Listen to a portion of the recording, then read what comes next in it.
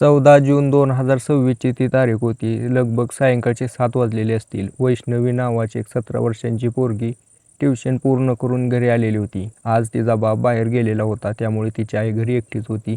आता हिला माहीत नव्हते की तिची आई घरामध्ये नेमकं काय करत आहे. त्याच्यामुळे ही काय करते की दरवाजा वाजवते. दरवाजा बंद असल्यामुळे हिच्याकडे एक असलेली चावी दरवाजाला लावते, दरवाजा उघडते. आईला हाक मारत मारत तिकडं तिकडं फिरलं, किचनमध्ये बघितलं, इथं रूममध्ये बघितलं तर कुठंच नाही. आईला आता शोधून शोधून कंटाळल्यानंतर ती एका जागेला शांत बसली पाणी पित होती. त्यावेळेला तिला वरच्या फ्लोअरवरून कसला तर आवाज यायला लागला, जो की आवाज तिच्या कानावरती पडल्यावर ती बघायला गेली. त्यावेळेला वैष्णवी बघते की तिची आई एका अनोळख्या व्यक्तीसोबत नको त्या अवस्थेत पडलेले आहे. आता ज्या वेळेला ती आईला विचारते की आई तू काय करते, ती आई म्हणली की काय करते तुला दिसत नाही काय, तू जा तुझ्या जागेला जाऊन तुझं तुझं काम कर, तुझं वय नाही हे जाणून घ्यायचं.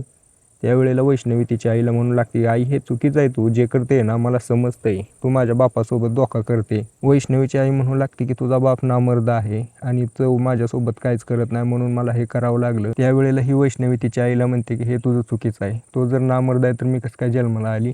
तिची आई म्हणली की तू जन्माला तुझ्या बापाकडून नाही आली तर एका दुसऱ्या व्यक्तीकडून आली. ज्या वेळेला ही वैष्णवीला असं म्हणते त्यावेळेला त्या वैष्णवीचं डोकं फिरतं आणि त्या ठिकाणी ती तिच्या आईसोबत वाद घालू लागते. म्हणते की माझा बाप नामर्द नाही आहे. त्यावेळेला वैष्णवीची आई म्हणू लागते की तू हे कसं काय सिद्ध करू शकते. ज्या वेळेला तिची आई अशी म्हणते त्यावेळेला वैष्णवी तिला म्हणते की ठीक आहे, आज मी तुझ्या जागेला तुझ्या बेडवरती झोपेल, माझा बाप येऊन माझ्यासोबत जर काय केलं तर मी सिद्ध करून दाखवेल की तुला माझा बाप नामर्द नाही. तिची आई होकार देते तिला आणि म्हणते ठीक आहे, आज असंच करू. या दोघींमधला त्या ठिकाणी वाद शांत झाला आणि सायंकाळचे 10-11 वाजता वैष्णवी तिच्या आईच्या जागेला जाऊन झोपली. कापडं वगैरे काढली, निर्वस्त्र झोपली. सायंकाळी तिचा बाप काम करून आलेला होता, थकलेला होता, जेवण केलं थोडंफार. त्यावेळेला तो त्याच्या पोरीला हाक मारतो.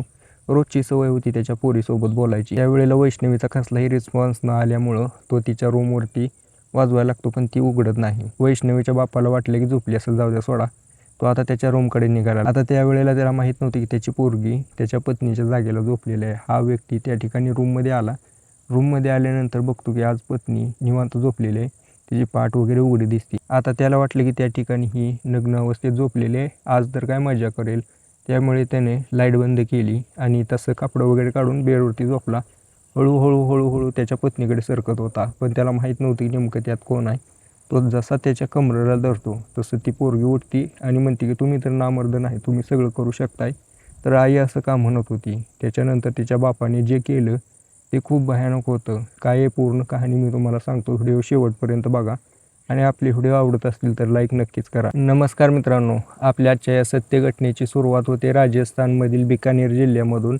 बिकानेर जिल्ह्यामध्ये एक सिटी आहे, लय मोठी पण नाही आणि लय छोटी पण नाही, एक प्रकारे तालुक्याचं ठिकाण म्हणू शकतो. याच ठिकाणी राहणारा संजय नावाचा एक 45 वर्षांचा व्यक्ती, हा व्यक्ती त्याच्या पत्नीसोबत त्याच्या पोरीसोबत त्या ठिकाणी राहायचा. या संजयचं स्वतःचं किराणा दुकान होतं, त्याच्यामुळे तो सकाळी 7ला जर दुकानात गेला तर सायंकाळचे 11-12 वाजेपर्यंत दुकानावरती असायचा. चांगल्या प्रकारे व्यवसाय होता, त्याच्यावरून त्याच्या घराचा उदरनिर्वाह चालायचा. 17-18 वर्षापूर्वी त्याचं लग्न झालं होतं. दिसायला पत्नी अतिशय सुंदर होती, मंजू देवी नावाची ती त्याची पत्नी. त्यामुळे त्या दोघांमध्ये चांगलंच बनत होतं, दोघांचा संसार होता. एक पोरगी झाली काही दिवसानंतर. पोरगी आता जशी जशी मोठी होईल तशी तशी या दोघांमधलं प्रेम कमी होत चाललं. हा जो संजय होता तो त्या पोरीसोबत जास्त वेळ घालवायचा. त्याच्या पत्नीला हे पटत नव्हतं, त्याच्यामुळे ती त्याची पत्नी जी होती मंजू देवी, ती त्या वैष्णवीला पसंत करत नव्हती. म्हणायची की जेव्हापासून तू आली तेव्हापासून माझा नवरा माझ्यापासून दूर चाललाय, तो आता मला भाव देत नाही. तर मित्रांनो, विषय हाच आहे की एखाद्या व्यक्तीला त्याची पोरगी अतिशय प्रिय असते. आता ही सगळी गोष्ट त्या मंजू देवीने समजून घ्यायला पाहिजे होती, पण तिने काय समजली नाही. ती जास्त त्या वैष्णवीवरती जळू लागली होती, तिच्यासोबत चांगल्या पद्धतीने वागत नव्हती. पण ती वैष्णवी आता बापाचं जास्त प्रेम भेटलंय म्हणल्यावर तिला काय नको होतं का, ती आपलं शांतपणे सहन करायची. तिला एवढं काय माहीतच नव्हती की आई आपल्यावरती जळते, काय करते. असेच दिवस चालले. आता हळूहळू ही वैष्णवी जशी मोठी होत होती त्यावेळेला हा संजय काय म्हणतो त्याच्या पत्नीला मंजू देवीला की आपली जी पोरगी आहे ना, मला वाटतं की पुढे चालून काहीतरी करेल. शाळेत तर शिकवतेतच सगळं कराय, पण याला एक एक्स्ट्रा क्लास लावायला पाहिजे, ट्युशन लावायला पाहिजे. त्यावेळेला ही मंजू देवी त्या संजयला होकार देते. आता संजय विचार करतो की असं लांब जाऊन ट्युशन करून घेण्यापेक्षा आपल्या घरीच एखादा शिक्षक ठेवला म्हणजे कसं, जे काय विषय आहेत तो घरी येऊन शिकून जाईल. अजून लहान होती, 3री-4थीत होती, त्याच्यामुळे तो एक घरी ट्युशन करण्यासाठी व्यक्तीला बोलवतो. त्याच्यासाठी हा जो संजय आहे शेजारच्या एका शिक्षकाला याच्या घरी या वैष्णवीला शिकवण्यासाठी कामाला लावतो. काही पगार ठरते. त्याचं काय काम होतं, घरी येऊन फक्त वैष्णवीला 2-3 तास रोज लेक्चर द्यायचं आणि त्याचं निघून जायचं. आता हा व्यक्ती पुढे चालून त्याच्या पत्नीसोबत असा काही कांड करणार होता याच्याबद्दल कसलाही अंदाज नव्हता या संजयला. संजयनं तर सांगितलं त्या व्यक्तीला, अनिल नावाचा व्यक्ती तो शिक्षक होता जो की तिथल्या शेजारच्या शाळेत शिकवायचा. घरी आल्यानंतर एक्स्ट्रा कमाईसाठी घरी घरी जाऊन शिक्षण द्यायचा. आता त्याची ड्युटी लागली होती या वैष्णवीला शिकवण्याची. ज्या वेळेला तो त्यांच्या घरी आला त्यावेळेला बघतो की घर तर जरा बरं वाटतंय, ठीकठाक खानदानातली लोक आहेत, पगार बी चांगला देतात, एकटीच पोरगी आहे. तो पूर्ण घरावरती लक्ष ठेवायला लागतो. ज्या वेळेला हा अनिल ट्युशन द्यायला यायचा त्यावेळेला मंजू देवी तिच्या पोरीला घेऊन तिथं बसायची. हा अनिल तिला शिकवायचा, ही मंजू देवी त्याच्यावरती लक्ष ठेवायची. कधी काय काम असलं तर निघून जायची, थोडंफार काम करायची. असे दिवसामागे दिवस जात होते. ही जी वैष्णवी होती थोडीफार चालाक होती, म्हणजे डोक्याने चांगली होती, तल्लग्न बुद्धी होती, त्याच्यामुळे ही लवकर सगळे शिकून जायची. त्यावेळेला हा जो शिक्षक आहे तो तिला अभ्यास वगैरे देऊन तो आपला शांत बसायचा, निवांत बसायचा. याच निवांत वेळेचा त्याने फायदा घेतला आणि ती मंजू देवी होती तिच्यावरती तो लाईन मारू लागला. आता नेमकी हीच गोष्ट त्या मंजू देवीने नोटीस केली. तिला लक्षात आलं की हा जो शिक्षक आहे तो आपल्यावरती फिदा झालेला आहे. आता हिचं लक्ष पण त्याच्यावरतीच होतं. त्याचं हे कारण होतं की हा जो संजय होता त्या मंजू देवीचा पती, जो की सकाळी गेला दुकानावरती की सायंकाळचे 10-11 वाजता यायचा. आले की आपलं तोंड हातपाय धुवायचा, जेवण करायचा आणि फक्त येऊन करायचं जे करायचं ते काम करायचा. म्हणजे रोमॅन्स वगैरे करत नव्हता. त्यामुळे ही मंजू देवी पूर्णपणे कंटाळून गेलेली होती. तिलाही वाटायचं की कुणीतरी तिच्यासोबत प्रेम जतन करावं. तसं काय होत नव्हतं. आता तो चान्स या अनिलने शोधला आणि या मंजू देवीच्या कॉन्टॅक्टमध्ये आला. ज्या वेळेला पण या वैष्णवीला ट्युशन द्यायला यायचा, तिला काहीतरी लिहायला लावायचा आणि त्या मंजू देवीसोबत किचनमध्ये वेळ घालव, कधी रूममध्ये वेळ घालव, अशा गोष्टी करायचा. आता या गोष्टी भरपूर दिवस चालल्या. आता काही दिवसानंतर ही जी पोरगी होती वैष्णवी, ती तिच्या बापाला म्हणते की आमचे गुरुजी आहेत ना, ते मला अभ्यास देतात आणि आईसोबत गप्पा मारत बसते, दोघं रूममध्ये जाऊन काहीतरी करतात. आता त्यावेळेला या संजयला त्यांच्यावरती संशय आला. त्याच्यामुळे तो मंजू देवीवरती लक्ष ठेवू लागला. त्याने घरामध्ये CCTV लावले आणि त्याचा शक खरा ठरला. हा जो अनिल आहे तो मंजू देवीसोबत अनैतिक संबंध बनवायचा. ज्या वेळेला पण तो अनिल घरी यायचा त्यावेळेला या वैष्णवीला अभ्यास द्यायचा आणि ही रूममध्ये जाऊन काही वेळ घालवून परत अजून निवांत होऊन जायचा. फुकटचे पैसे पण घ्यायचा, त्याच्या पत्नीवरती पण ते करायचा जे की त्याला नको करायला पाहिजे होतं. आता हे सगळे पुरावे गोळा करून त्या संजयने त्याच्या पत्नीसमोर ठेवले आणि विचारलं की हे बघ, आपली पोरगी आहे, लहान पोरगी आहे, हिला मोठं व्हायचं आहे, पुढे जायचं आहे, त्यामुळे मी तुला काय बोलत नाही, पण हे शेवटचं आहे. याच्यानंतर जर काय झालं तर मी जे करेल त्याच्यासाठी मी जबाबदार नसेल. पोरीचं आयुष्य वाटोळ होऊ नये म्हणून मी तुझ्यासोबत नीट वागत आहे आणि तुला माफ करतोय. आणि त्या अनिलला पण समजावून सांगतो की हे बघ बाबा, तू तुझ्या हिशोबाने जा, उद्यापासून काय येऊ नको आमच्या घरी. परत जर इथं दिसला आमच्या गल्लीत तर तुझा हातपाय तोडीन. आता त्यावेळेला अनिलने त्या मंजू देवीचा उपभोग घेतला होता चांगल्या पद्धतीने. त्याचंही मन भरलं होतं. तोही तिला कुठं खांद्यावरती घेऊन जाणार होता एका विवाहित महिलेला. त्यामुळे तो विषय सोडून देतो. आता मंजू देवी एकटी एकटी राहू लागली होती. त्याचं कारण पण होतं, कारण आता 5-6 महिन्यापूर्वीपासून हा अनिल होता तिच्यासोबत वेळ घालवत होता. त्यामुळे तिला एक सवय लागली होती. आता ही जी सवय लागलेली होती ही तिची मेल्याशिवाय का जाणार नव्हती. असली खोड एखाद्या महिलेला लागली की तिचं आयुष्य बरबाद होतच होतं. एका कुटुंबाचं पण आयुष्य बरबाद होतं. मंजू देवीची ही सवय पुढे चालून खूप मोठा घात करणार होती. 14 एप्रिल 2020ची ती तारीख होती. ही जी आपली वैष्णवी होती ती आता 7वी-8वीला गेलेली होती. त्यामुळे ती तिच्या बापाला म्हणते की पप्पा, मला शाळा बदलायची आहे, ह्या शाळेमध्ये मला काय शिकवत नाही. त्यावेळेला तो संजय म्हणतो ठीक आहे, बदल तुझ्या हिशोबाने, बघ तुला जिथं बरं वाटतं. ज्या वेळेला वैष्णवीला संजय असं म्हणतो त्यावेळेला त्याची बायको मंजू देवी ऐकते सगळं आणि म्हणते की पोरगी मोठी व्हायला लागली, नको हे सगळं करायला, जी शाळा होती त्या ठिकाणीच राहू दे, आपलं लक्ष पण राहतंय आणि आपलं ती शिक्षकांसोबत ओळख असल्यामुळं त्या ठिकाणी हिच्यासोबत काय वाईट घडू नये याची आपल्याला गॅरंटी आहे. संजय म्हणतो ठीक आहे, बरोबर आहे तुझं. त्यामुळे तो त्याच्या पोरीला म्हणतो की ठीक आहे वैष्णवी, ज्या शाळेत जाते त्या ठिकाणी जा, 11वी-12वीला तुला आपण वेगळ्या शाळेत टाकू. ती वैष्णवी त्या बापासोबत थोडं वाद घालते, पण काही वेळानंतर ती होकार देते आणि ती आपल्या शाळेला जायला चालू करते. दुसरीकडे हा जो संजय होता तो दिवसभर आपला दुकानात बसायचा. दिवसभर बसून बसून रोज तर काय ग्राहक कंटिन्यू नसतं, त्याच्यामुळे हा आपला मोबाईल वगैरे बघत बसायचा. त्या ठिकाणी एक दिवशी याने मोबाईलवरती एका महिलेला बघितलं. उषा नावाची ही महिला साधारणतः 35 वर्ष वय असेल. इंस्टाग्रामवरती रील बनवत होती. ज्या वेळेला त्याने रील वगैरे बघितल्या तर ती मस्त वाटली. त्याने तिच्या अकाउंटवरती जाऊन बघितलं. त्या ठिकाणी तो बघतो ही महिला तर आपल्याच एरियामधली आहे. ज्यावेळेला त्याला हे समजतं त्यावेळेला तो तिला मेसेज टाकतो आणि म्हणतो की आमच्या दुकानाचं प्रमोशन करायचं आहे. आता नेमकंच त्यावेळेला इंस्टाग्राम रील वगैरे जास्तच व्हायरल झालेले होते. कोरोना संपत आलेला होता. त्यावेळेला ती जी उषा होती ती त्याला होकार देते. दोघांमध्ये डील तर ते 10,000 रुपये तिला दिले जातात. साधारणतः 70-80 हजार तिचे फॉलोअर्स होते. त्यावेळेला ती एक दिवशी दुकानावरती येते, शूटिंग वगैरे करते आणि इंस्टाग्रामवरती रील टाकून देते. त्यावेळेपासून या संजयचं दुकान चांगलं चालू लागलं होतं. प्रमोशन वगैरे चांगलं झालं होतं. मिलियनच्या पुढे गेलेले होते व्ह्यूज. त्याच्यामुळे हा संजय जो आहे त्या उषाच्या कॉन्टॅक्टमध्ये चांगला झालेला होता. संजय म्हणायचा की काय भारी आहो तुम्ही, लय भारी रील बनवतात आणि तुमच्यासारखी महिला मी आजपर्यंत बघितलीच नाही. आता हीच त्याची तारीफ ऐकून ही जी उषा आहे त्याला म्हणते की एवढी तारीफ करताय, पाहिजे तर काय नेमकं. त्यावेळेला हा जो संजय आहे त्याच्या मनातली गोष्ट बोलून दाखवतो आणि म्हणतो की हे बघा, मी सरळ पॉईंटवर येतो. कसा विषय माहिती आहे का, तुम्ही एवढ्या सुंदर आहात दिसायला, बरोबर का. इंस्टाग्रामवरती रील बनवतो, तुमच्या मागं हजारो पुरुष असतील, पण मी तसा नाही की तुम्ही सुंदर आहे, हे करा ते करा म्हणत नाही तुम्हाला. मला फक्त तुमच्यासोबत एकदा संबंध बनवायचे आहेत. त्याच्यासाठी मला जे काही रक्कम द्यावं लागेल मी ती देईल. त्यावेळेला ती उषा जी होती हैराण होते आणि ती विचार करू लागते की हे काय नवीन प्रकरण. पण ती पैशाची बात ऐकते. त्यावेळेला खुश होते आणि म्हणते ठीक आहे, काही हरकत नाही. तुम्ही जर 1,00,000 रुपये मी जर मला 1,00,000 रुपये देऊ शकत असाल तर मी तुमच्यासोबत एक वेळा संबंध करायला तयार आहे. आता या उषाचं असं बोलणं ऐकून हा जो संजय आहे तो तिला होकार देतो आणि तिच्यासोबत एक दिवस ठरवतो. हा संजय 10,000 रुपये काढतो आणि त्या उषाला देतो आणि म्हणतो की ठीक आहे, बाकीचे 90,000 रुपये मी ज्या दिवशी तुमच्यासोबत करायला येईल त्यावेळेला देईल या दोघांमध्ये. ठीक आहे म्हणून त्यावेळेला हे दोघं पण सहमती दाखवतात आणि ही जी उषा होती त्या ठिकाणाहून निघून जाते. आता हा संजय तिला मेसेज करायचा, बोलायचा फोनवरती. या दोघांमध्ये हे चालूच होतं. एक दिवस तिची तारीख ठरती. हा जो संजय होता तो त्याच्या पत्नीला आदल्या दिवशी सांगतो की मी माझ्या मित्रासोबत बाहेर चाललेलो आहे. त्यामुळे तो त्याची बॅग भरतो, 1-2 कापडं ठेवतो, त्या उषाला घेतो आणि एका मोठ्या हॉटेलमध्ये जातो. सकाळी 7 वाजता घुसलेले हे दुसऱ्या दिवशीच्या सकाळी 7 वाजता बाहेर निघले. आता त्या दिवशी पूर्ण दिवस या दोघांनी सोबत घालवलं एकाच रूममध्ये.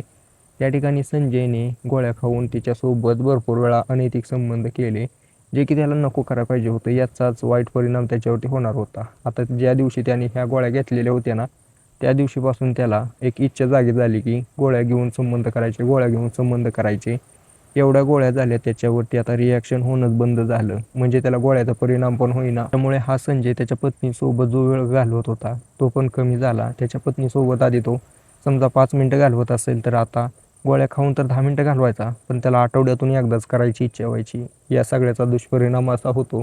तर माझं पण एकच म्हणणं आहे की गोळ्या घेत असाल तर लिमिटमध्ये, कधी तर मजा म्हणून ठीक आहे, पण रोज रोज नाही, एवढं लक्षात ठेवा. बरं त्याचं जाऊ द्या. याचा वाईट परिणाम असा झाला की ही जी मंजू देवी होती त्या संजयची पत्नी, ती याच्यामुळे खूप दुखावली गेली. म्हणायची की पती करतोय खरं आहे, पण आठवड्यातून एकदा ज्या वेळेला हिला करायची इच्छा होती त्यावेळेला हा करत नाही. तर मित्रांनो, महिलांचं कसं असतं, ज्या वेळेला महिला 20 वयाच्या असतात त्यावेळेला लग्न झालं, 25, 26, 30पर्यंत त्यांची लेकरं वगैरे मोठी होते, लेकरं खेळायला लागते, त्यामुळे त्यांच्या डोक्यावरचं टेन्शन जातं. 35पर्यंत त्यांची जवानी चांगली उफाळून यायला लागते. तसंच झालं होतं मंजू देवीसोबत. हिची जवानी उफाळून यायला आणि याचं ही सगळं घटना घडायला गाठच पडली. याच्यामुळे ही मंजू देवी आता पूर्णपणे हादरून गेली होती. तिच्या शरीराची भूक वाढत होती, पण भूक भागवण्यासाठी हा संजय असमर्थ होता. या मंजू देवीने संजयला सगळं समजावून सांगितलं, पण तो काय करण्याच्या तयारीत नव्हता. म्हणला मी करू काय शकतो, एवढं होतंय, मला दिवसभर मेहनत करायची असते. हिने सांगितले व्यायाम कर, सगळं कर, पण तो काय ऐकला नाही. त्यानं ते विषय सोडून तिला म्हणला की मी करतोय तेवढं सहन कर. आता याचं असं बोलणं ऐकून त्या मंजू देवीच्या मनात आले की हा तर आता नामर्द झालाय, याचा तर काय उपयोग नाही, मला एखादा व्यक्ती शोधावाच लागेल. 12 मार्च 2025ची ती तारीख होती. दुपारचे 2 वाजलेले होते. मंजू देवी आज आजारी पडलेली होती. त्यामुळे ती आज काय स्वयंपाक बनवत नाही. त्यावेळेला तिची पोरगी कॉलेजवरून आली आणि म्हणली की आई तू स्वयंपाक बनवला नाही, मला भूक लागली. ही म्हणली की नाही बनवला. त्यावेळेला तिची पोरगी जी वैष्णवी आहे मोबाईलवर त्यावेळेला तिची पोरगी वैष्णवी मोबाईल काढते, ऑनलाईन जेवण मागवते. डिलिव्हरी बॉय घेऊन येतो जेवण, हे त्या ठिकाणी जेवण करतात. आता या मंजू देवीला हे चांगलं वाटलं. ज्यावेळेला पण कंटाळा येईल त्यावेळेला ती पोरीकडून शिकून मोबाईलवरती ऑनलाईन जेवण मागवू लागली. ही जी मंजू देवी होती शेजारच्या रेस्टॉरंटमधून चायनीज मागवायची, जे की तिला पसंत होतं. आता एकच डिलिव्हरी बॉय रोजच यायचा द्यायला. म्हणजे कसं या दोघांमध्ये आता चांगलीच ओळख झाली. रमेश नाव होतं त्या डिलिव्हरी बॉयचं. आता ही जी मंजू देवी आहे त्याच्याकडे बघते की पोरगा तर दिसायला अतिशय सुंदर आणि मेहनती आहे. शक्यतो ह्याला पैशाची कमी असेल म्हणून हे काम करतोय. आता याच्या या कमजोरीबद्दल या मंजू देवीला समजलं आणि याचा फायदा घ्यायचा विचार करू लागली. एक दिवशी आता ही मंजू देवी त्याला बोलत बोलत म्हणते रमेशला की तू असं काम का करतो रे? काय म्हणजे काय जबाबदारी आहे का काय तुझ्यावरती? मग मला काय समजलं तू डिलिव्हरीचं का काम करतो? हा रमेश म्हणला की आहे मजबुरी, माझ्याकडे नोकरी नाही, पैसा नाही, आईचा इलाज करायचा आहे, त्याच्यासाठी मी हे सगळं करतोय. मंजू देवी म्हणली बरोबर आहे, मेहनत तर करायला पाहिजे, बरं किती मिळते? त्यावेळेला मंजू देवी म्हणली 16-17 हजार रुपये फक्त, दिवसभर एवढं उन्हात फिरून. अरे काम कर ना, माझ्या घरी नाही का मजुराची गरज आहे, तू जर घरी येत असतील कामाला मी 25,000 रुपये पगार देईल महिना, जेवणाची सोय होईल, राहायची सोय होईल, तू इथंच राहू शकतो, काही हरकत नाही. ज्या वेळेला रमेश हे ऐकतो त्यावेळेला या मंजू देवीला होकार देतो. मंजू देवी म्हणते ठीक आहे, मी माझ्या पतीशी बोलून घेते. ती तिच्या पतीला कॉल लावते. संजय फोन उचलतो, टेन्शनमध्ये होता, दुकानामध्ये लॉस झालेला होता. त्यावेळेला ही मंजू देवी संजयला म्हणते की आपल्या घरी एक कोणी तर कामासाठी ठेवावं असा विचार करते मी, तर मी कामासाठी ठेवू का एक व्यक्ती? त्यावेळेला तो टेन्शनमध्ये होता, त्याने काय विचार केला नाही, त्याने वय बघितलं नाही, काय नाही विचारलं नाही. तो म्हणला ठीक आहे, तुझ्या हिशोबाने करायचं ती कर, माझं काय डोकं खाऊ नको. आता ज्या वेळेला मंजू देवी हे ऐकते त्यावेळेला ती त्या रमेशला म्हणते ठीक आहे, उद्यापासून तू ये इथं राहायला, आपण ये आणि आपलं काम कर. तर या मंजू देवीचं असं बोलणं ऐकून हा रमेश खुश झाला. आपल्या रेस्टॉरंटमध्ये गेला आणि मालकाला म्हणतो की मालक मी उद्यापासून काम सोडणार, मला एक नोकरी मिळाली, शेजारच्या घरी राहायचं आहे, तिथंच काम करायचं आहे. त्याचा मालक म्हणला ठीक आहे बरा, किती हजार पगार आहे? 25,000. म्हणला ठीक आहे, तू चांगलं उद्या जा सोडून. आता दुसऱ्या दिवशी हा रमेश आपलं तो त्याची कापडं वगैरे घेतो, या मंजू देवीच्या घरी येतो. त्या ठिकाणी संजय बसलेला होता, त्याची पोरगी होती आणि मंजू देवी होती. मंजू देवी म्हणते ये. मंजू देवीला तिचा पती विचारतो कोण आहे? ती म्हणली मी तुला काल फोन केला नव्हता काय, कामासाठी व्यक्ती ठेवायचा आहे. संजय म्हणला की मला तर माहीत नव्हतं की हा एवढा जवान पोरगा आहे आणि एवढ्या जवान पोराला ठेवणं शक्य नाही. तो आहे, परत घरामध्ये दुसरी आपली पोरगी आहे, असं नाही चालणार. मंजू देवी म्हणली माझा याच्यावरती विश्वास आहे, गेला कित्येक दिवसापासून मी बघते डिलिव्हरी करा येतो आपल्या घरी. आता हा संजय तिला काहीच बोलत नाही. ठीक आहे म्हणतो चालू दे तुझं, कारण हा काय बोलू शकत नव्हता. एकतर हा तिला वेळ देऊ शकत नव्हता, वरून हा ज्या वेळेला पण तिला वेळ देतोय त्यावेळेला कमी वेळ देतोय, त्याच्यामुळे तो शांत बसतो. म्हणला तुला काय करायचं ते करून निघून जातो त्या ठिकाणाहून. आता तिची पोरगी शाळेला जायची यायची आणि हा जो रमेश आहे तो आपल्या घरातली कामं करायचा. मंजू देवीला आता निवांत वेळ भेटलेला होता. आता ज्या वेळेला पण हा रमेश काम करायचा त्यावेळेला ही मंजू देवी त्याच्याकडे टक लावून बघत बसायची, त्याचं सौंदर्य याकडे निहाळायची आणि तो ज्या वेळेला पुढे येईल त्यावेळेला ती साडी खाली पाडायची, म्हणजे साडीचा पदर खाली पाडायची, ब्लाऊज दिसू लागायचा आणि नेमकं खाली वाकलं की मोठे मोठे डोंगर दिसायचे. आता हे सगळं एका तरुण पोरासमोर होतंय, मग त्याला आता राहवल का मला सांगा? एक दिवशी असंच झालं. ही मंजू देवी घरी बसलेली होती, तिची पोरगी बाहेर गेलेली होती आणि हा रमेश एकटा होता घरामध्ये, एकटा पुरुष होता.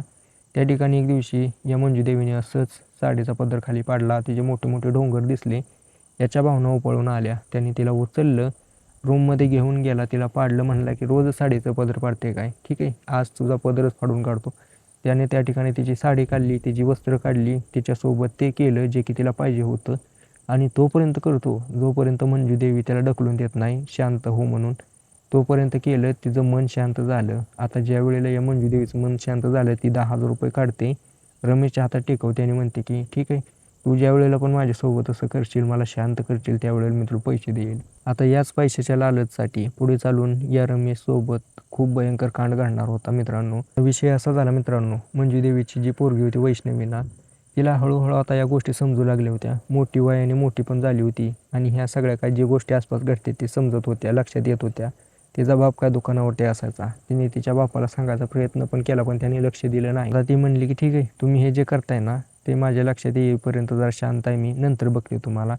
त्यावेळेला तिची पोरगी कॉलेजला जायचं एक दिवशी नाटक करते. नंतर मंजू देवीला लक्षात येते की आज तर माझ्याकडे मोकळा वेळ आहे. ती रमेशला फोन करते, रमेश बाहेर गेलेला होता, म्हणजे पटकन येताना गोळ्या घेऊन ये. आता हा जो रमेश आहे गोळ्या घेऊन आला, गोळ्या खातो आणि त्या मंजू देवीसोबत त्या ठिकाणी संबंध बनवायला लागतो. आता या गोळ्यामुळे त्याचं टायमिंग वाढलं, त्यामुळे या दोघांना अर्धा तास 1 तास लागला. नेमकं त्याच वेळेला तिची पोरगी आली त्या ठिकाणी. पोरगी ज्या वेळेला तिची पोरगी आली तिनं बघितलं आई घरात नाही आणि वरूनच्या फ्लोअरवरून कसला तर आवाज येतो. त्या ठिकाणी गेली तर तिची आई तो रमेश त्या ठिकाणी संबंध करत होते. ही म्हणली की आई तू काय करते, तुला समजतंय का?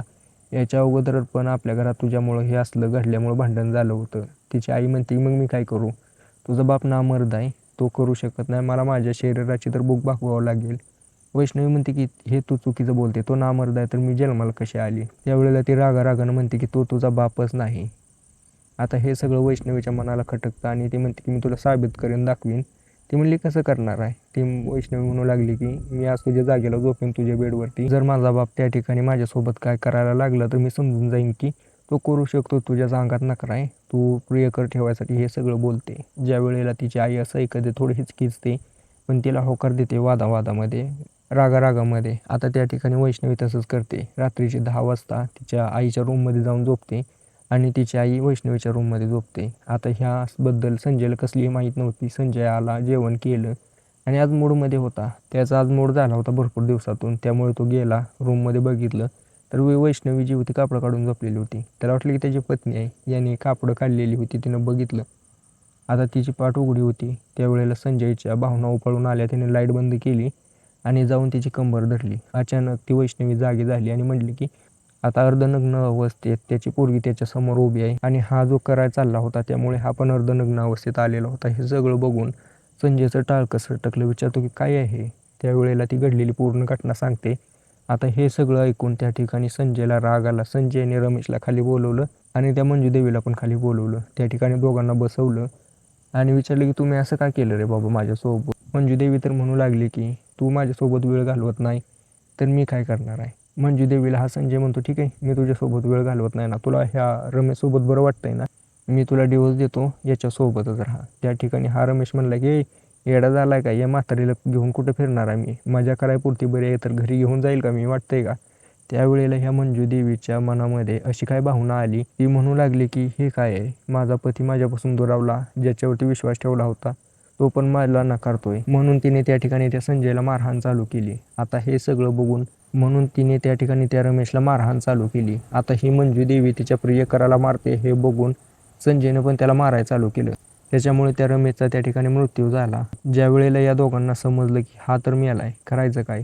या दोघांनी आता ठरवलं की ठीक आहे आपण याला कुठेतरी विल्हेवाट लावू. त्यांनी एका पिशवीत टाकलं, त्याला स्कूटरवरती ठेवलं आणि नाला होता तिकडे फेकायला चालले. त्यावेळेला पोलिसांची चेकिंग चालू होती. त्यात हे दोघं सापडले. आता पोलिसांनी त्यांना ताब्यात घेतलं. विचारले की नेमका काय प्रकार आहे. त्यांनी घडलेली पूर्ण घटना सांगितली. पोलिसही हैराण झाले की अशी विचित्र घटना आपल्या पण भारतात घडू शकते. त्यांना विश्वास बसला नाही. बाकी मित्रांनो आता हे दोघं पण ताब्यात आहेत. ती वैष्णवी तिच्या आयुष्यामध्ये पुढे चालून काहीतरी करेल, पण तिच्या डोक्यावरचा आईबापाचा हात निघून गेला आणि तिच्यासमोर जी घटना घडली त्याच्यामुळे तिच्या आयुष्याचं पूर्ण डोकं खराब झालं. बाकी याच्याबद्दल काय कमेंट करायची ती करा. व्हिडिओ आवडला असेल तर लाईक करा.